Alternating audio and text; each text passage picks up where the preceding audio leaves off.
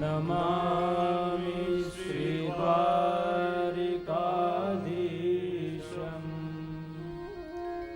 शोभया नित्यसेवितम्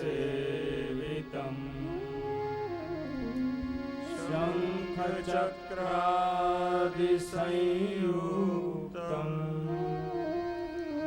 घनश्यामं चतुर्भुजम् नमामि श्रीबालकृष्णं यशोदोत्सङ्गलालितम् पूतनासुपयः पालन रक्षिता शेषपादकम्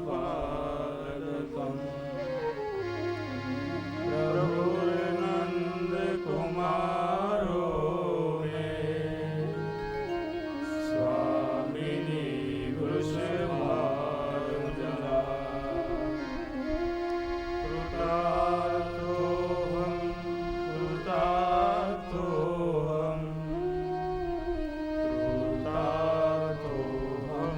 न संशयः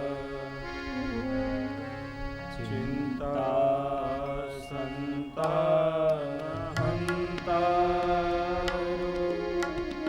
यत्पादं भुजरेण वः श्रियाणां तानि चार्याणमामि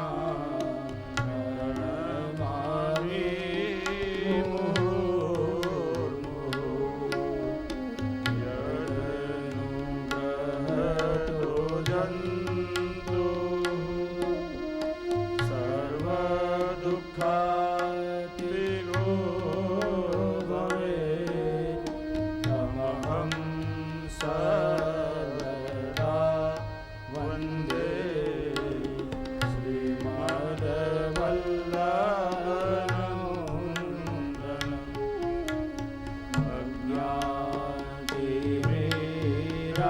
अज्ञानतिमिरान्धस्य शलाकया चक्षुरुन्मीलितं येन तस्मै श्रीगुरवे नमः। नमामि हृदये शेषे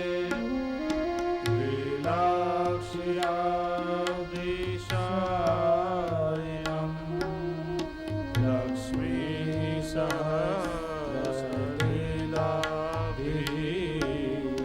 सेव्यमानं कलानिधिं चतुरभिश्च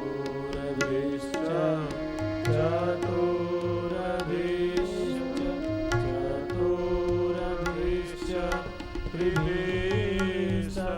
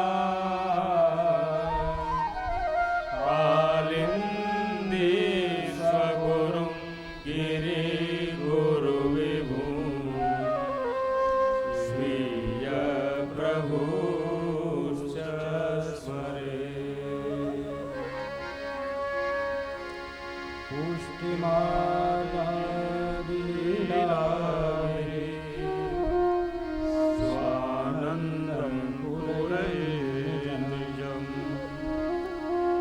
સ્વાશ્રયં કુરુતે યશ્ચ તમહં કૃષ્ણાશ્રયે સચ્ચિદાનંદરૂપાય વિશ્વોત્પત્યાદિહેતવે તાપત્રય વિનાશાય શ્રીકૃષ્ણાય વયં નમઃ.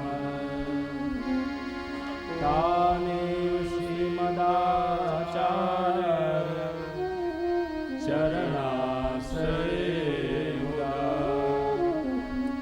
તેનૈવ મમ તદ્વાક્યં બોધો દ્વિજાયતે. પુષ્ટિમાર્ગીય સર્વજ્ઞ કરુણારસપૂરિત શ્રેષ્ઠ ફલપ્રદાતા ચ તસ્મૈ શ્રી ગુરવે નમઃ. તસ્મૈ શ્રી ગુરવે નમઃ. તસ્મૈ શ્રી ગુરવે નમઃ. બોલીએ શ્રી દ્વારિકાધીશ કી જય, શ્રી વલ્લભાધીશ કી જય. ચાલો થોડી ક્ષણો માટે સાથે મળીને ખૂબ ભાવથી ભગવદ્ નામનું આપણે સંકીર્તન કરીએ. આપણા કાન પ્રભુની લીલાનું ગુણગાન કરવા માટે સજાગ બને, ચિત્ત સ્થિર અને એકાગ્ર થાય અને સમગ્ર વાયુમંડળમાં ભગવદ્ નામનો ધ્વનિ પ્રવાહિત થાય. તો ભાવથી સાથે મળીને આપણે સૌ નામ સંકીર્તન કરીએ. બધા વૈષ્ણવ સાથે મળીને ગાશો.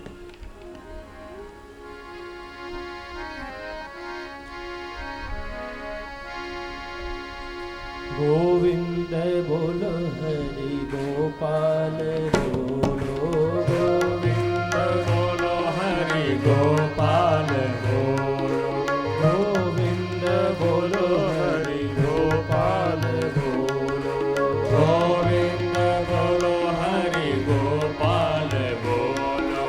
રાધારમણ હરિ ગોવિંદ બોલો. રાધારમણ હરિ ગોવિંદ બોલો. રાધારમણ હરિ ગોવિંદ બોલો.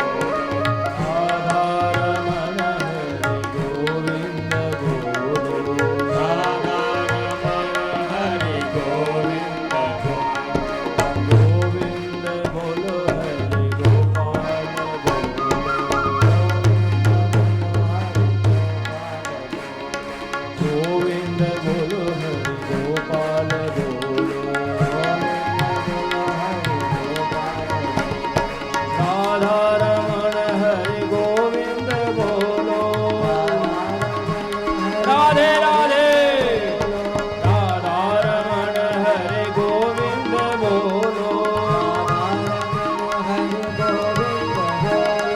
ગોવિંદ બોલો હરિ ગોપાલ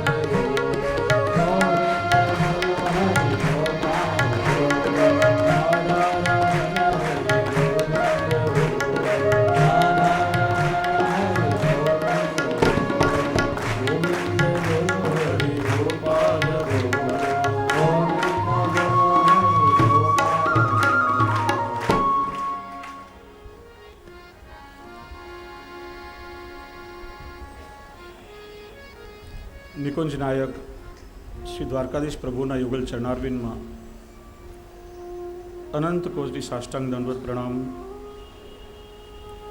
પરમ આદરણીય શ્રદ્ધેય પ્રાતસ્મરણીય પિતૃચરણને કોટાનું કોટી દંડવત પ્રણામ. મારા ગુરુવર્ય તાતચરણ નિત્ય લીલાસ્થ શ્રી વિઠ્ઠલેષ્ટાજી મહારાજશ્રીને કોટાનું કોટી દંડવત પ્રણામ.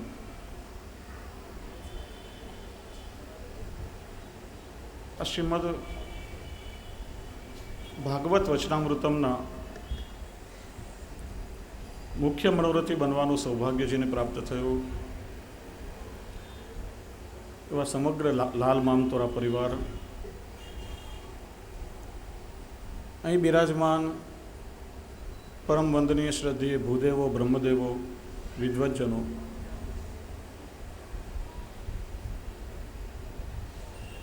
સમગ્ર આ હોલના દાતા એવા નથવાણી પરિવાર,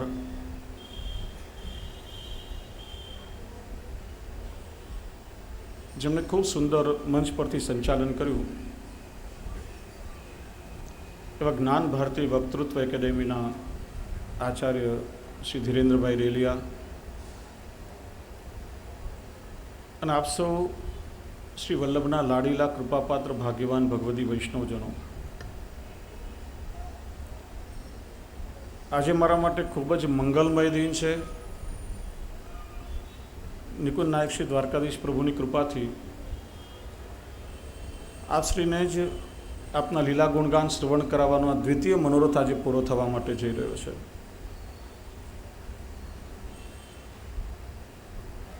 કાંદિવલીથી પ્રાણકુટીરમાંથી જ્યારે શોભાયાત્રા નીકળી,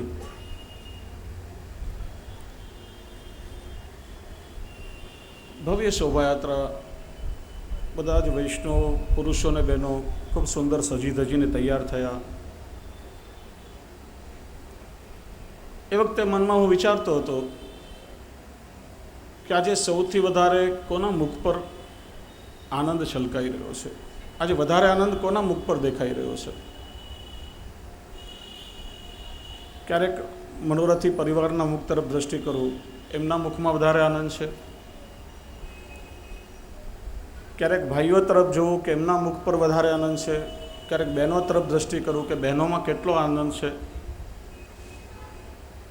ક્યારેક મારા વલ્લભપુષ્ટિ પરિવારના જે સ્વજનો એ બધા નાચી રહ્યા હતા, ગરબા લઈ રહ્યા હતા, એમના મુખ પર જોઉં, એમને આનંદ આવી રહ્યો છે. હું નક્કી નહોતો કરી શકતો કે આજે કોને વધારે આનંદ છે. ઉપર જઈને દાદાજીને દંડવત પ્રણામ કર્યા. દાદાજીના નેત્રોમાંથી હર્ષના અને આનંદના અશ્રુ છલકાવા લાગ્યા. કૃપા કરીને આશીર્વાદ આપ્યા. મને લાગ્યું કે દાદાજીને આજ કેટલો આનંદ આવી રહ્યો છે. પણ જ્યારે શ્રીમદ ભાગવતજીના પોથીજી પધરાવ્યા અને ભીતર જઈને શ્રી દ્વારકાધીશ પ્રભુના દર્શન કર્યા,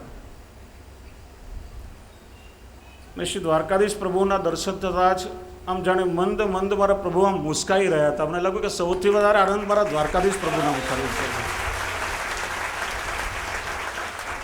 કારણ કે એમની જ કૃપાથી આજે એમને જ શ્રવણ કરવા માટેનો આ દ્વિતીય મનોરથ આજે પૂરો થઈ રહ્યો છે. 4 સંકલ્પો મનમાં થયા હતા કે જીવનમાં ક્યારેય શ્રીમદ ભાગવતજીના માધ્યમથી પ્રભુના લીલા ગુણગાન કરીશ તો ચંપારણ્યમાં મારા શ્રી વલ્લભને પહેલાં શ્રવણ કરાવીશ. અને શ્રી મહાપ્રભુજીએ કૃપા કરી અને આ જાન્યુઆરી મહિનાના પ્રારંભમાં જે મનોરથ પૂરો કર્યો, આમ આખા વિશ્વમાં લોકો કહેતા હોય ને કે આ 2012ના વર્ષમાં કદાચ આખા વિશ્વમાં પ્રલય આવશે. મેં કહ્યું કે આપણે 2012ના વર્ષનો પ્રારંભથી જ ભગવદ્ ગુણગાન દ્વારા કરીએ તો પ્રલય શા માટે આવે?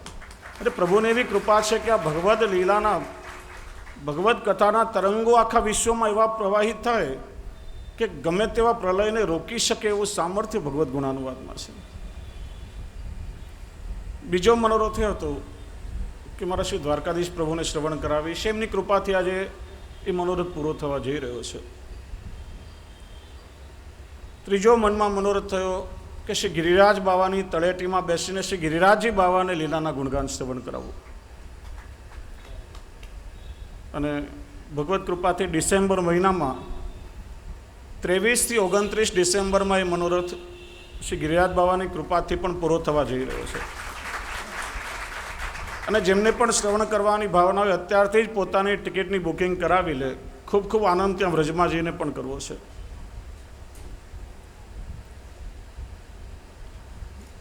અને ચોથો મનોરથ શ્રી યમુનાજીના કિનારે બેસી અને શ્રી યમુના મૈયાને ભગવદ્ ગુણાનુવાદ એમના લીલાના ગુણાનુવાદ શ્રવણ કરવા છે.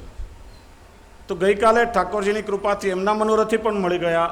આવતા વર્ષના ડિસેમ્બર મહિનામાં એ પણ મનોરથ નક્કી થઈ ગયો. પ્રભુ કેટલા કૃપાળુ છે.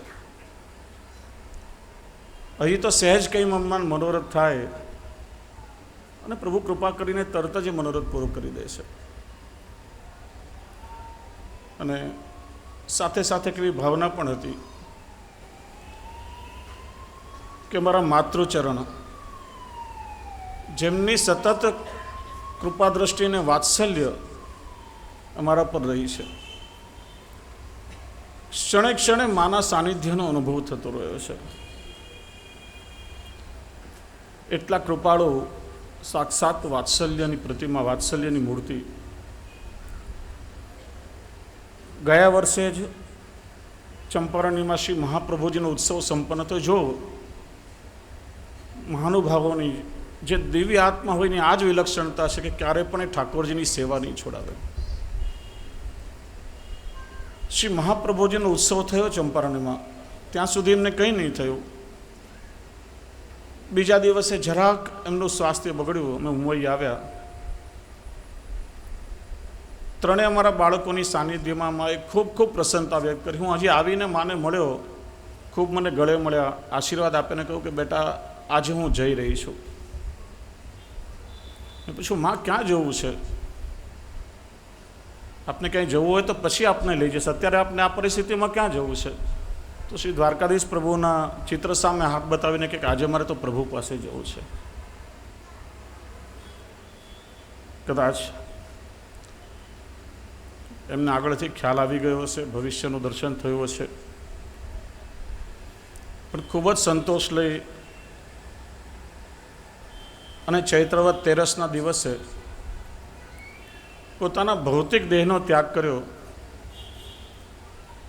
પણ એ માની દિવ્ય ચેતનાનો અનુભવ આજે અહીંયા પણ મને થઈ રહ્યો છે. સતત એમના આશીર્વાદ આજે પણ મળી રહ્યા હોય.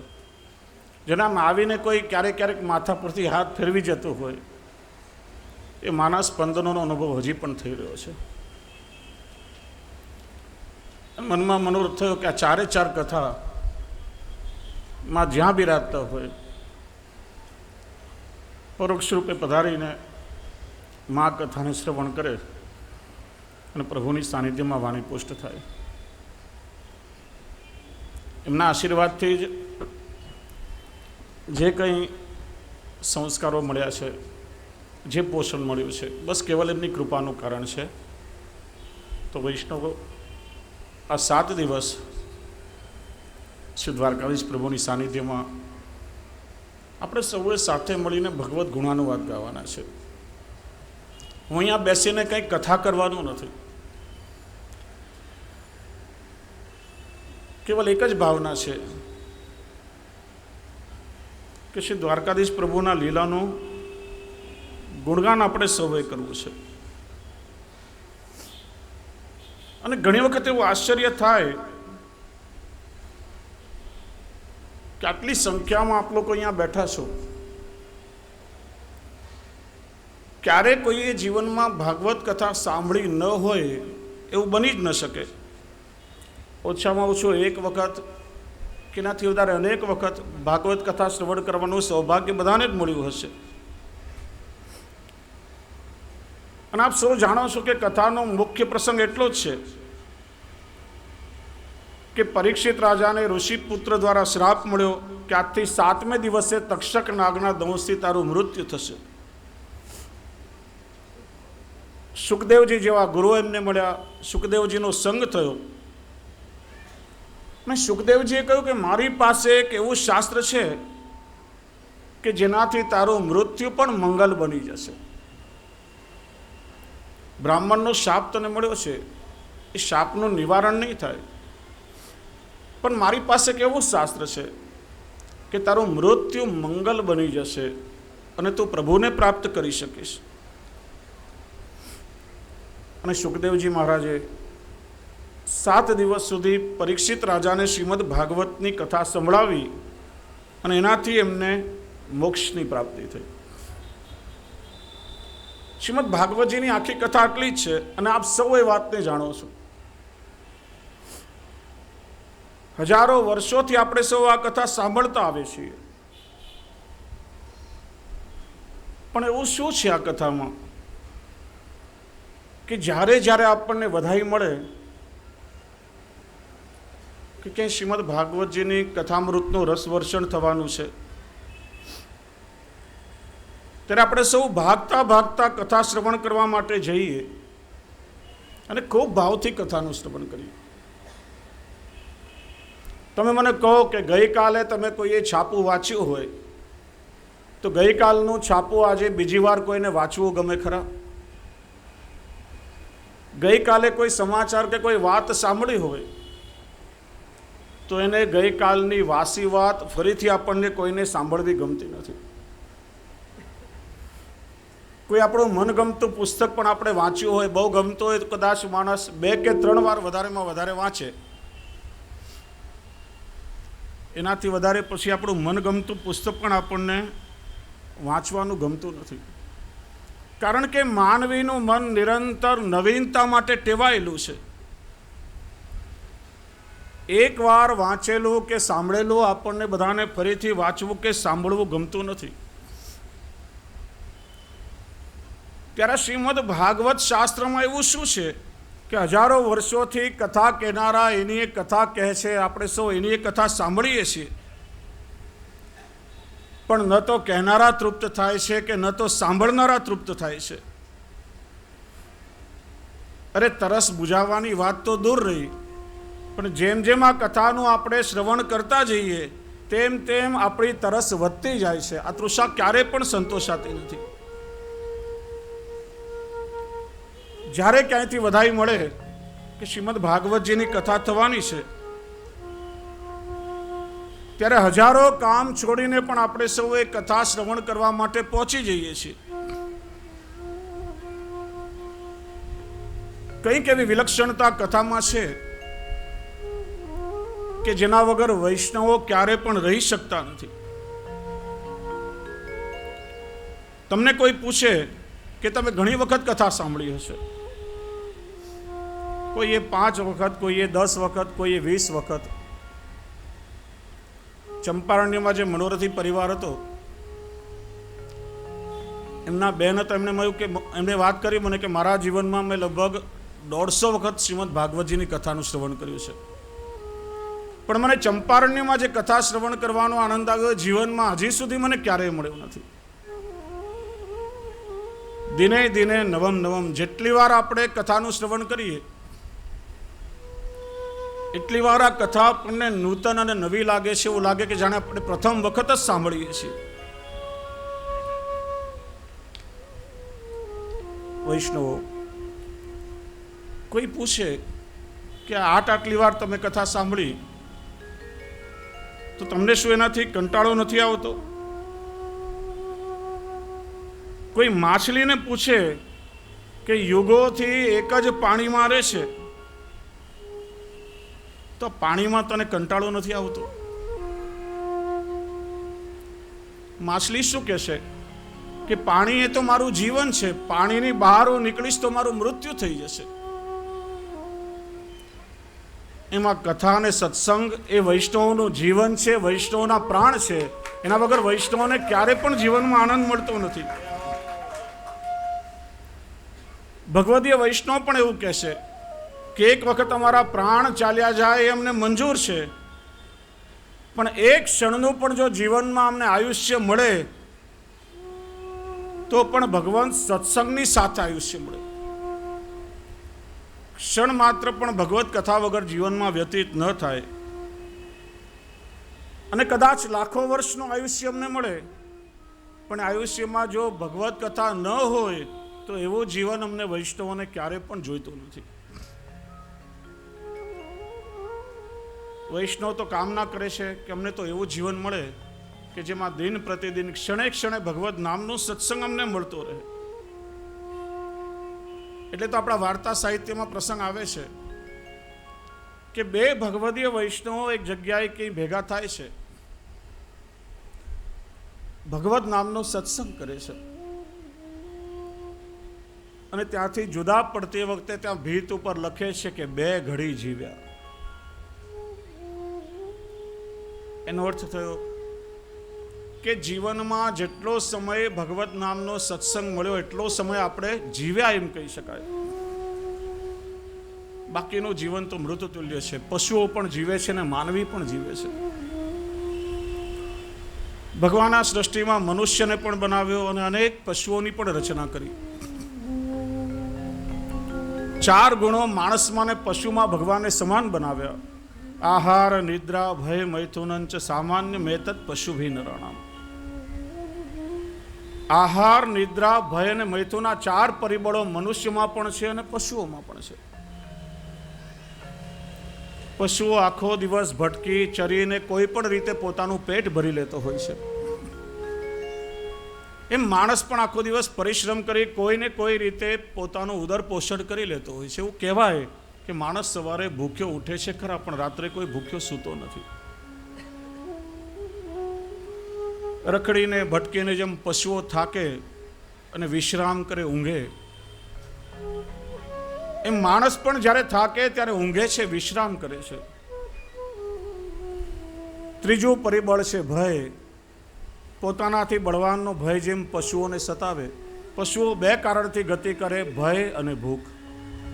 રોટલાનો ટુકડો કોઈ ફેંકે તો એ ઊભો થઈને ખાવા માટે આવે, અને કોઈ લાકડી બતાવે તો ઊભો થઈને ત્યાંથી ભાગે.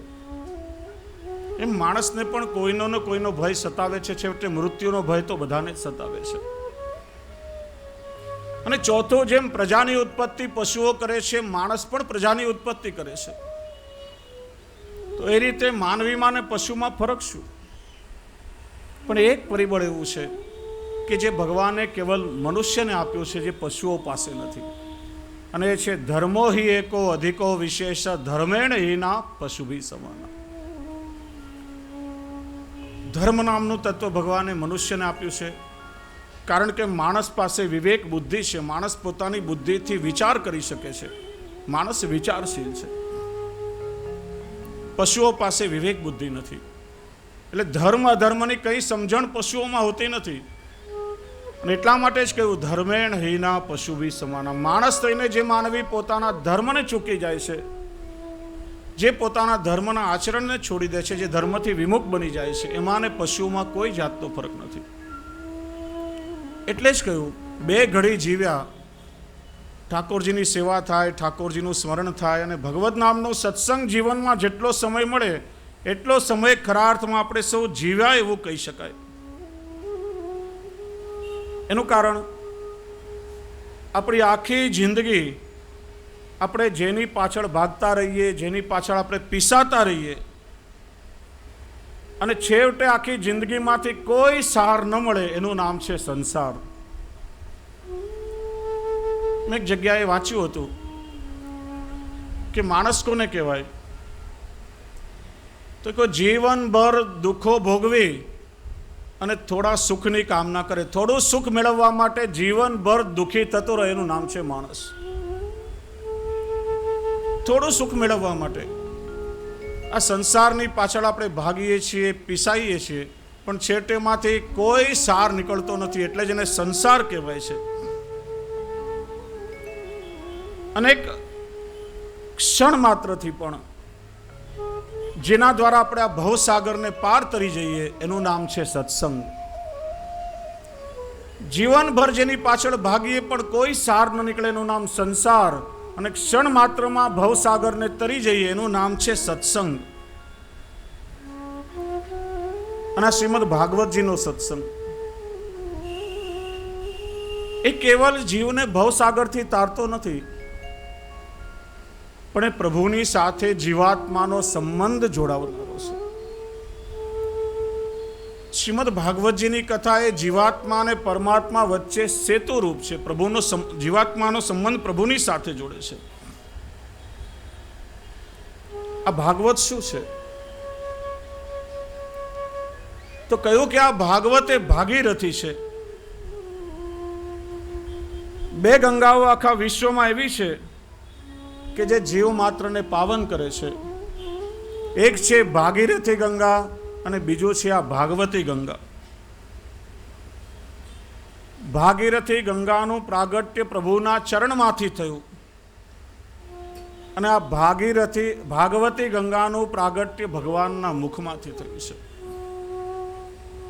આગળ આપણે શ્રવણ કરશું કે ભાગવતજીના મુખ્ય વક્તા એ ભગવાન સ્વયં છે. સૌથી પ્રથમ ભગવાને પોતે ચતુશ્લોકી ભાગવત બ્રહ્માજીને કહ્યું છે. ભાગીરથી ગંગા જ્યારે સ્વર્ગમાંથી આવી ત્યારે શિવજીએ એને પોતાના મસ્તક ઉપર ધારણ કરી છે. અને આ ભાગવતી ગંગા જ્યારે ગૌલોકમાંથી પ્રગટ થઈ ત્યારે શિવજીએ એને પોતાના હૃદયમાં ધારણ કરી છે. પેલી ભાગીરથી ગંગાનું આપણે પાન કરીએ, જેમ જેમ પેલા કળશમાંથી એનું પાન કરતા જઈએ તેમ તેમ એ કળશમાં ઘટતી જાય, ઓછી થતી જાય. પણ આ ભાગવતી ગંગા એવી છે વૈષ્ણવ કે જેમ જેમ આપણું એનું પાન કર્યા કરીએ તેમ તેમ એની વૃદ્ધિ થતી જાય. પૂર્ણ સ્વરૂપ છે, અને પૂર્ણમાંથી આપણે પૂર્ણ લઈ લઈએ તો પણ પૂર્ણ એ પૂર્ણ જ રહે છે. પ્રભુનું નામ એવું છે કે જીવનમાં આપણે જેટલો એનો ખર્ચ કરીએ એની નિરંતર વૃદ્ધિ જ થતી રહે, ક્યારેય પણ ઘટે નહીં. અને પ્રભુનું જે નામ છે એ વૈષ્ણવોની દિવ્ય સંપત્તિ છે. યદ વૈષ્ણવાનામ ધનમ. એટલા માટે તો ભગવદીઓ ગાય છે કે બડો ધન હરિજન કો હરિનામ, બિન રખવારે ચોર ન લૂંટત, બાઢે આઠો યામ, બડો ધન હરિજન કો હરિનામ. આ એક એવું ધન છે કે જેટલો પણ આપણે એનો સંચય કરીએ, જેટલો એનો આપણે ઉપયોગ કરીએ એની નિરંતર વૃદ્ધિ થતી જાય.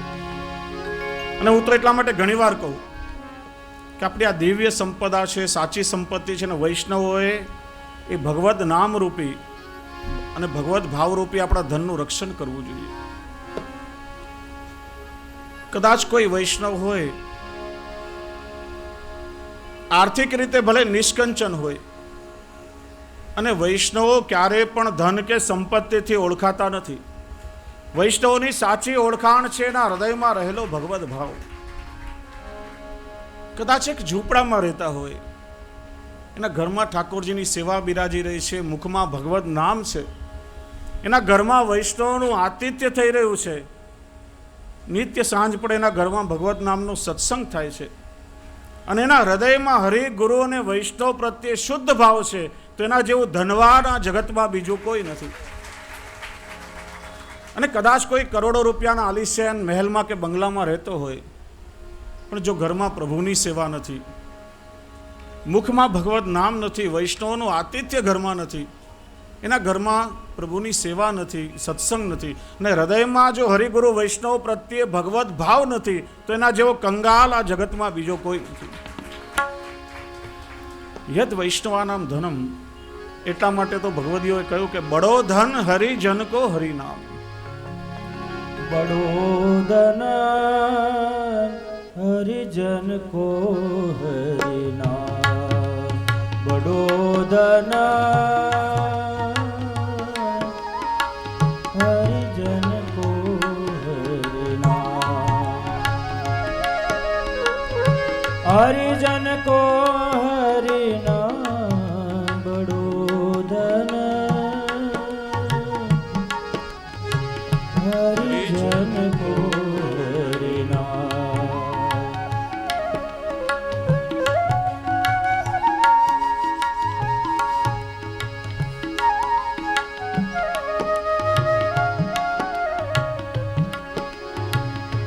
बिन रखवारे चोर नहीं चोरे सोवत है सुखदाम बड़ो धना हरिजन को हरिनाम बिना रखवारे चोर न चोरत सोवत है सुखधाम ઘરની તિજોરીમાં કરોડો રૂપિયા મૂક્યા હોય તો માણસ રાત્રે ઊંઘ આવે નહીં. કોઈ લૂંટી જશે, સરકારી ખાતાવાળા કદાચ આવી જશે, માણસની ઊંઘ પણ હરામ થઈ જાય. પણ આ ભગવત ભાવરૂપી ધન હૃદયની તિજોરીમાં છે તો માણસ સુખની નિંદ્ર, સુખધામ, સુખની સૈયા પર માનવી સૂઈ શકે છે. દિન દિન બઢતા સવાયો દૂનો ઘટત નહીં કछु દામ દિન દિન બઢત સવાયો દૂનો ઘટત નહીં કછું દામ. જેટલું ભગવત નામ લઈએ એટલી જ એમાં વૃદ્ધિ થતું હોય, બમણું ચોગણું નિરંતર એનો ગુણાકાર થતો રહે. सूरदास हरि सेवा जाको सूरदास हरि सेवा जाको पारस को कहाँ काम बड़ो धन हरिजन को हरिनाम बड़ो धन हरिजन हरिजन को हरिनाम बड़ो धन हरिजन को हरिनाम बड़ो धन हरिजन को हरिनाम. એટલે ભાગવતી ગંગાનું જેટલું આપણે પાન કરીએ નિરંતર ભગવત ભાવમાં એનાથી વૃદ્ધિ થતી રહે, ક્યારે પણ ઘટતું નથી. બીજું કે પેલી ભાગીરથી ગંગામાં આપણે સ્નાન કરવું હોય તો આપણે હરિદ્વાર, ઋષિકેશ, પ્રયાગ કે ગંગોત્રી સુધી જવું પડે. પણ આ ભાગવતી ગંગા, કૃષ્ણ કથાની ગંગા એવી છે કે આપણે જ્યાં બેઠા હોઈએ ત્યાં સામેથી આવીને આપણને સૌને પવિત્ર કરે છે. ત્યાં સુધી જવા માટે જીવને બહુ પરિશ્રમ કરવો પડતો નથી. અને કદાચ કોઈ એનો તરસ્યો દેખાય તેના ઘરના આંગણે આવી અને આ ભાગવતી ગંગા એને પવિત્ર કરે છે, એને તૃપ્ત કરે છે. પેલી ભાગીરથી ગંગામાં નાહવાથી કેવલ તન પવિત્ર બને છે, જ્યારે આ ભાગવતી ગંગામાં નાહવાથી આપણા સૌનું મન પવિત્ર બને છે. પેલી ભાગીરથી ગંગામાં આપણે નાહવા જઈએ તો ડૂબવાનો ભય પણ ખરો. ઘણી જગ્યાએ આમ સૂચનાઓ લખી હોય કે ઘાટ પર સાવધાનીથી સાંકળને પકડીને તમે નાજો, જરાક પગ લપસે તો ડૂબીને મૃત્યુ થવાનો ભય પણ ખરો. પણ આ કૃષ્ણ કથાની ગંગા વૈષ્ણવ એવી છે કે એમાં આપણે જેટલા વધારે ને વધારે ઊંડા ઉતરતા જઈએ એટલા જ ભવસાગરને સહેલાઈથી તરીને પાર કરી શકાય. આ ગંગા તો એવી છે કે માનવીને એમાં ડૂબવાનું મન થાય. અને કહ્યું કે આ ભાગવત એટલે શું? તો કે શ્રીમદ ભાગવત એટલે કલ્પવૃક્ષ છે. કલ્પવૃક્ષ કોને કહેવાય? કે માણસની જ્યારે જ્યારે જેવી કલ્પનાઓ મનમાં થાય, જેવી ઈચ્છાઓ માનવી કરે, અને કલ્પવૃક્ષના સાનિધ્યમાં માનવીના મનના બધા જ મનોરથો પૂર્ણ થઈ જાય. તો શ્રીમદ ભાગવતજી એક કલ્પવૃક્ષ છે. અને બરાબર ધ્યાનથી સાંભળો કે આ 7 દિવસ સુધી આપણે સૌ કલ્પવૃક્ષની છાયામાં બેસવાના છીએ. એટલા 7 દિવસ સુધી આપણા મન ઉપર, આપણી વાણી ઉપર અને મનના વિચારો ઉપર સંયમ રાખજો, કાબુ રાખજો. ક્યારેય બીજા માટે તો ખરાબ વિચાર નહીં કરવો, પણ ક્યારેય પોતાના માટે પણ મનમાં ખરાબ વિચાર નહીં કરવો કે ખરાબ બોલશો નહીં. કારણ કે આ ભાગવત કથા એ જંગમ તીર્થ છે. તીર્થોને પણ તીર્થત્વ પ્રદાન કરનારું એવું જંગમ તીર્થ છે. મહાત્મ્યમાં કહ્યું છે કે જ્યાં શ્રીમદ ભાગવતજીની કથા થતી હોય ત્યાં બધા જ તીર્થો પોતાના સંપૂર્ણ મહાત્મ્ય સાથે આવીને વાસ કરે છે. તત્રૈવ ગંગા યમુના ચ વેણી ગોદાવરી સિંધુ સરસ્વતી ચ સર્વાણી તીર્થાની વસંતી તત્ર યત્રાચ્યુતોદાર કથા પ્રસંગ.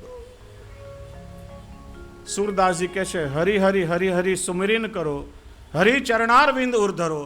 हरि की कथा जब हुई जहाँ गंगा हूँ चली आवे तहाँ, यमुना सिंधु सरस्वती आवे, गोदावरी विलम्ब न लावे, सर्व तीर्थ को वासा तहाँ, सूर हरि कथा हुई जहाँ. જ્યાં પ્રભુના ગુણાનુવાદ થતા હોય ત્યાં બધા તીર્થો પોતાના મહાત્મ્ય સાથે આવીને વાસ કરે છે. અને એટલા માટે તીર્થોની સાથે આ તીર્થોના જે આધિ દૈવિક સ્વરૂપ દેવતાઓ છે, દેવતાઓ પણ ભગવદ્ ગુણાનુવાદ શ્રવણ કરવા માટે કથામાં આવે છે. નહીં બેઠા બેઠા તથાસ્તુ તથાસ્તુ એવું બોલ્યા કરતા હોય. ભગવદ્ લીલામાં તરબોળ થઈને આ બધા દેવો પણ એમના મનમાંથી આમ તથાસ્તુ તથાસ્તુનો ઉચ્ચાર કરતા હોય. અને એ વખતે અહીંયા બેસી અને મનમાં ભૂલથી જો એવો વિચાર આવ્યો કે આપણા મોઢામાંથી બોલાઈ ગયો કે મારો તો ટાઈમ જ ખરાબ ચાલે છે, તો વિચારો કે શું થશે. કોઈ દેવના મોઢામાંથી તથાસ્તુ નીકળી ગયું તો ખરેખર ટાઈમ બદલાઈ જશે. એટલે આ કલ્પવૃક્ષ છે. આ સાવધાનીની વાત અહીં કહી છે મહાત્મ્યમાં કે ક્યારે પણ મનમાં ખરાબ નેગેટિવ વિચાર કરશો નહીં અને બીજાના માટે પણ ખરાબ વિચાર નહીં કરશો. કદાચ કોઈ તમારી સાથે શત્રુભાવ રાખતો હોય, વૈષ્ણવને તો ક્યારે કોઈની સાથે શત્રુભાવ હોય જ નહીં, બધામાં સાક્ષાત પ્રભુના દર્શન થતા હોય. પણ કોઈ વ્યક્તિ તમારા પ્રત્યે શત્રુભાવ રાખતો હોય એના પ્રત્યે પણ તમે મનમાં ખરાબ વિચારશો નહીં. ઠાકોરજીને એ વિનંતી કરજો કે કૃપાનાથ કૃપા કરીને એને સદબુદ્ધિ આપજો કે જેનાથી એ જીવનું કલ્યાણ થાય. એટલા માટે શ્રીમદ ભાગવતજીને કલ્પવૃક્ષ એવું કહ્યું છે. અહીં કથામાં તો બધા જ દેવતાઓ, બધા ઋષિઓ, બધા ગ્રહો, નક્ષત્રો ભગવદ્ લીલાનું શ્રવણ કરવા માટે આવતા હોય. એટલે અહીંયા બેસીને મનમાં વિચાર કરવાનો કે ઠાકોરજીની મારા પર બહુ જ કૃપા છે, ઠાકોરજી કેટલા કૃપાળુ છે, ક્ષણે ક્ષણે ઠાકોરજીની કૃપા મારા પર વરસી રહી છે. અને જો તથાસ્તુ થઈ ગયું તો ખરેખર ઠાકોરજી આમ કૃપાથી તમને તરબોળ કરી દેશે, ભીંજવી દેશે. મનમાં વિચારો કે પ્રભુની કૃપાથી હું બહુ સુખી છું, ઘણો જ આનંદ છે. એટલા 7 દિવસ કલ્પવૃક્ષની છાયામાં આપણે સૌએ બેસવાનું છે. અને આ શ્રીમદ ભાગવતજીનો પ્રભાવ વૈષ્ણવ કેવો.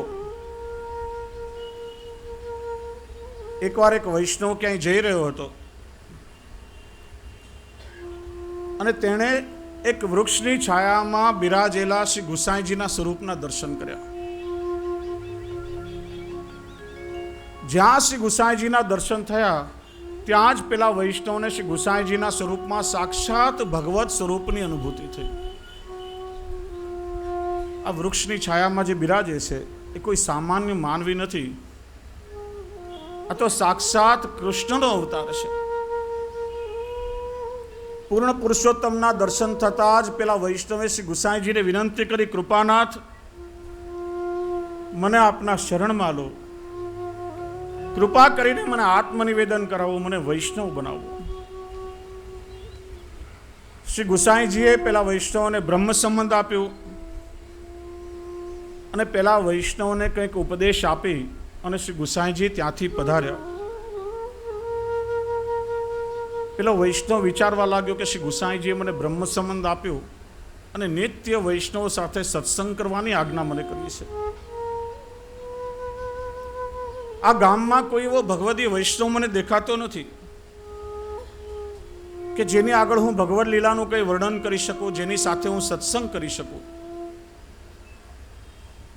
મારે વૈષ્ણવને ક્યાં શોધવો? મનમાં વિચાર થયો કે જે વૃક્ષની છત્રછાયામાં શ્રી ગુસાઈજી બિરાજી રહ્યા હતા એ વૃક્ષથી મોટો વૈષ્ણવ બીજો કોણ હોઈ શકે? શ્રી ગુસાઈજીએ પણ જે વૃક્ષનો આશ્રય લીધો એનાથી મોટો વૈષ્ણવ બીજો મને ક્યાં મળે? આ વૃક્ષ એ જ સાચો વૈષ્ણવ છે. અને પછી દરરોજ પેલો વૈષ્ણવ ત્યાં આવી અને વૃક્ષની સામે બેસીને શ્રીમદ ભાગવતજીની કથાના પ્રસંગો કહે, નિત્ય શ્રીમદ ભાગવતજીની કથા કરે. ઘણા સમય સુધી પેલા વૈષ્ણવે વૃક્ષને શ્રીમદ ભાગવતજીની કથા સંભળાવી અને શ્રીમદ ભાગવતજીની કથાનો પ્રભાવ તમે જુઓ કે થોડા સમય પછી શ્રી ગુસાઈજી પ્રભુચરણ પાછા એ ગામમાં પધાર્યા અને પેલો વૃક્ષ કે જેને શ્રીમદ ભાગવતજીની કથા સાંભળી હતી એમાં એવી અસર થઈ કે જેમ જેમ શ્રી ગુસાઈજી નજીક પધારતા ગયા તેમ તેમ પેલું વૃક્ષ નીચું નમતું ગયું, જાણે શ્રી ગુસાઈજીને નમન કરી રહ્યો હોય, વંદન કરી રહ્યો હોય. અને શ્રી ગુસાઈજી જ્યારે સાવ નજીક પધાર્યા ત્યારે પોતાના મૂળમાંથી ઉખડીને વૃક્ષે શ્રી ગુસાઈજીને સાષ્ટાંગ દંડવત કર્યા. શ્રીમદ ભાગવતજીની કથાના પ્રભાવથી જડ યોનિમાં રહેલું વૃક્ષ પણ જો પ્રભુને નમી શકે તો શ્રીમદ ભાગવતજીની કથાનું શ્રવણ કરીને વૈષ્ણવ પ્રભુને ગમે કેમ ન શકે? વૃક્ષ પણ જો પ્રભુને નમી શકે તો આ કથાનું શ્રવણ કરીને આપણી એવી પાત્રતા નિર્મિત થાય કે આપણે સૌ ઠાકોરજીને ગમીએ, પ્રભુને આપણે ગમવા લાગીએ. ના શ્રીમદ ભાગવત એ શું છે? તો અષ્ટ સખાઓએ ગાયું છે. શ્રીમદ ભાગવતનું સ્વરૂપ એક બહુ સુંદર પદમાં વર્ણિત કર્યું છે કે નમો નમો શ્રી ભાગવત પુરાણ. આ એક જ કીર્તન એવું છે કે જેમાં સંપૂર્ણ શ્રીમદ ભાગવતજીના મહાત્મ્યનું વર્ણન કર્યું છે. નમો નમો શ્રી ભાગવત પુરાણ. નમો નમો શ્રી ભાગવત પુરાણ. महात्मेरय गान बढ़ो जब प्रगट भये जग यद्भुत भान. नमो नमो श्री भागवत पुराण.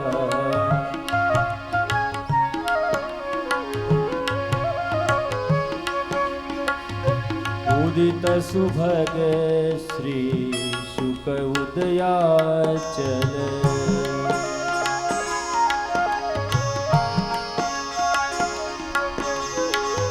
उदित सुभग श्री शुक उदयाचल. छिपे ग्रंथ उडुगणन समान. नमो नमो श्री भागवत पुराण.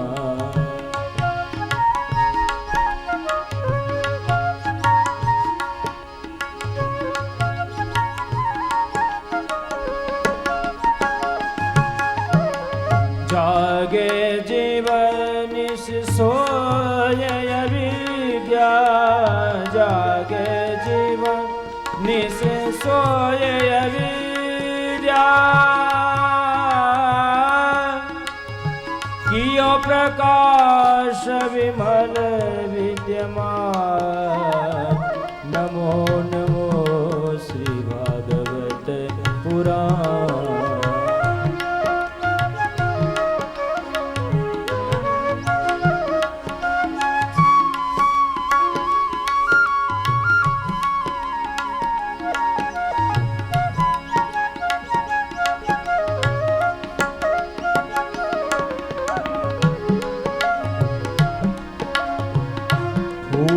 अंबुज भक्ता श्रोता ही मैं कर. મંદ મદન અભિમાન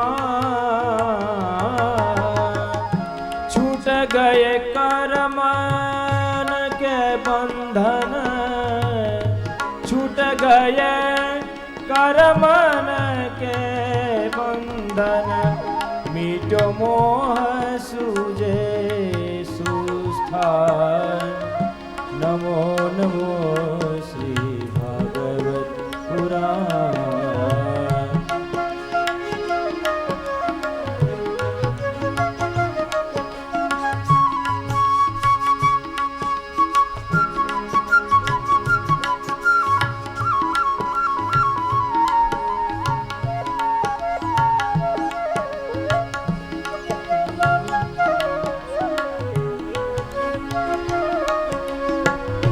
દર્શો ભક્તિ પંથ અનુરાગી સુજે શબ્દ સ્વરૂપ નિદાન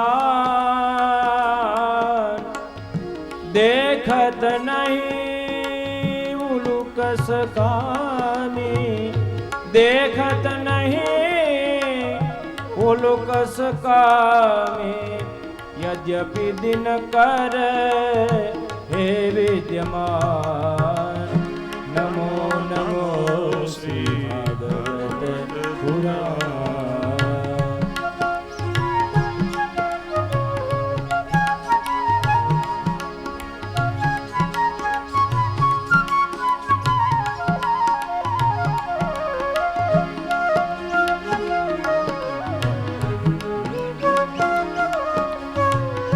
રાજત એક મહાસર્વોપરી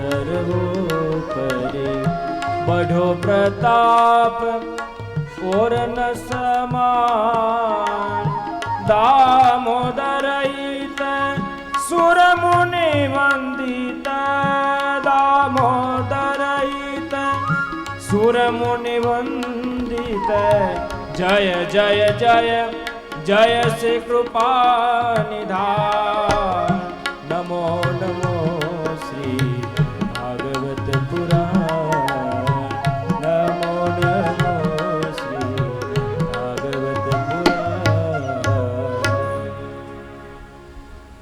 નમો નમો શ્રી ભાગવત પુરાણ.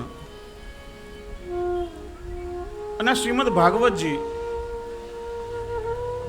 એક કોઈ કેવલ પોથી ગ્રંથ કે શાસ્ત્ર માત્ર નથી,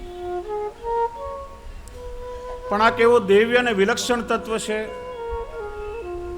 કે જેના માટે પ્રભુએ પોતે પણ અનેક અવતારોમાં પરિશ્રમ કર્યો છે.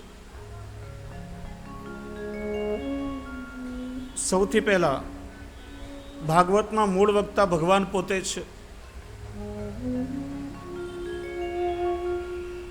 ભગવાને સૌથી પ્રથમ ચતુશ્લોકી ભાગવત બ્રહ્માજીને સંભળાવ્યું. બ્રહ્માજી પણ ભગવાનના ગુણાવતાર છે, પ્રભુની નાભીમાંથી પ્રગટ થયા છે. બ્રહ્માજીએ પોતાના માનસ પુત્ર નારદજીને સંભળાવ્યું. નારદજીએ મહર્ષિ વેદ વ્યાસને સંભળાવ્યું. વેદ વ્યાસજીએ પણ નારાયણા જ અવતાર છે.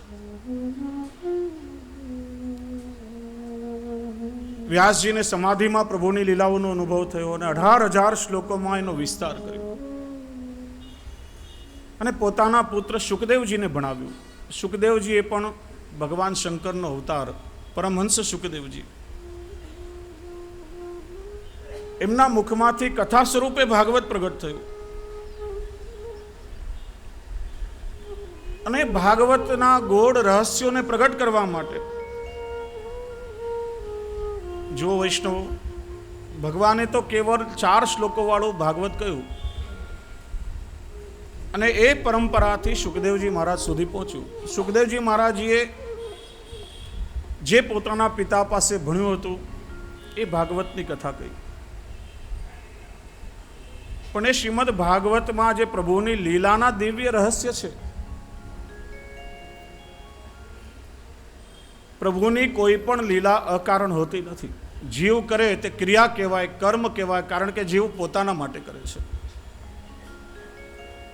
જ્યારે ભગવાનના કર્તૃત્વને આપણે લીલા કહીએ છીએ, કારણ કે પ્રભુની દરેક લીલાઓ કેવલ ભક્તના ઉદ્ધાર માટે હોય છે.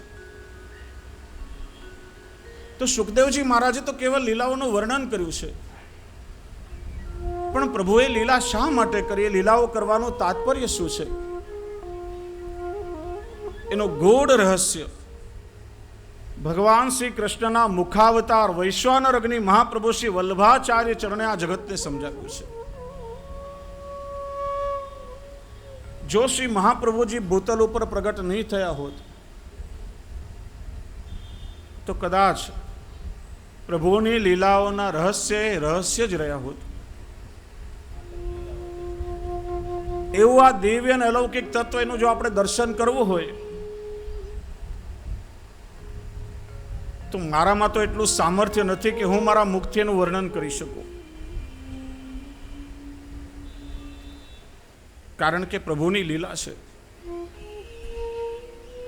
જ્યાં સુધી શ્રી વલ્લભની કૃપા ન થાય ત્યાં સુધી એ લીલાઓ સમજવી એ જીવકૃત સાધ્ય નથી. કારણ કે આપણે આ 7 દિવસમાં સુબોધનીજીનો આશ્રય લઈ અને શ્રીમદ ભાગવતજીની મુખ્ય લીલાઓનું ચરવણ કરશું. આ કથા તો વૈષ્ણવ એવી છે કે જીવનભર પર્યંત આપણે એની કથા કર્યા જ કરીએ તો પણ એનો અંત આવે નહીં. હરિ અનંત, હરિ કથા અનંતા. પણ આપણી પાસે નિશ્ચિત એક 7 દિવસનો જ સમય છે. 7 દિવસની પરિધિમાં ભગવાનની કથાને બાંધવી એ જીવનું સામર્થ્ય નથી. એટલા માટે આ 7 દિવસમાં શ્રીમદ ભાગવતજીને કેન્દ્રમાં રાખી અને સુબોધનીજીનો આધાર લઈ મુખ્ય લીલાઓનું આપણે સૌએ દર્શન કરવાનું છે. અને સુબોધનીજી એટલે શ્રી વલ્લભની વાણી. એના માટે તો કહેવાયું તદોક્તમપી દુર્બોધમ. શ્રી વલ્લભની વાણી સમજવી એ જીવો માટે એટલી સરળ નથી, પણ સુબોધમ સાધ્યતા તથા. જો શ્રી વલ્લભની કૃપા થાય તો જ આપણે એને સરળતાથી સમજી શકીએ. કારણ કે શ્રી વલ્લભ એ ઠાકોરજીના મુખારવિંદનું સ્વરૂપ છે અને ભગવદ વાણી સમજવી એ જીવ માટે એટલું સરળ નથી. પ્રસંગને યાદ કરો, શ્રાવણ સુદ 11ની મધ્યરાત્રિએ જ્યારે ઠાકોરજીએ સ્વયં પ્રગટ થઈને શ્રી મહાપ્રભુજીને બ્રહ્મ સંબંધનું દાન કર્યું ત્યારે દામોદરદાસ સરસાણીજીએ તો લલિતાજીનું સ્વરૂપ એ બાજુમાં જ પોરી રહ્યા હતા. એમણે સમગ્ર આ પ્રસંગનું દર્શન પણ કર્યું અને ભગવદ વાણીને શ્રવણ પણ કર્યું. પણ શ્રી મહાપ્રભુજીએ પૂછ્યો કે દમલા તેને કછું સુન્યો ખરી? તો વિવેકથી વિનંતી કરી, કૃપાનાથ સુન્યો ખરી પરંતુ સમજ્યો કછું નહીં. પ્રભુની વાણી મેં સાંભળી પણ મને સમજી શક્યો નથી, કારણ કે જ્યાં સુધી આપના જેવા સમર્થ ગુરુની કૃપા ન થાય ત્યાં સુધી ભગવદ વાણી આ જીવ કેવી રીતે સમજી શકે? તો સુબોધની જે શ્રી વલ્લભની વાણી છે, શ્રી વલ્લભની છત્રછાયા છે. આપણા સૌના મસ્તક પર, સૌના હૃદયમાં શ્રી વલ્લભ બિરાજે છે. એટલે મસ્તક નમાવી કરબદ્ધ શ્રી વલ્લભને હું એ જ વિનંતી કરું છું કે મારા હૃદયમાં સ્વયં શ્રી વલ્લભ બિરાજે અને મુખમાંથી આપ જ પોતાના સ્વરૂપને પ્રગટ કરે અને આપ સૌના હૃદયમાં પણ શ્રી વલ્લભ બિરાજે અને આ લીલાનો ભાવ પ્રકાશ શ્રી વલ્લભ એમની કૃપાથી આપ સૌના હૃદયમાં કરે. બાકી ન તો પ્રભુની લીલાઓનું ગુણગાન ગાવાનું સામર્થ્ય મારામાં છે કે ન તો એ સમજવાનું સામર્થ્ય તમારામાં છે, જ્યાં સુધી શ્રી વલ્લભની કૃપા ન થાય. એટલે આ ભગવદ લીલાઓને જો આપણે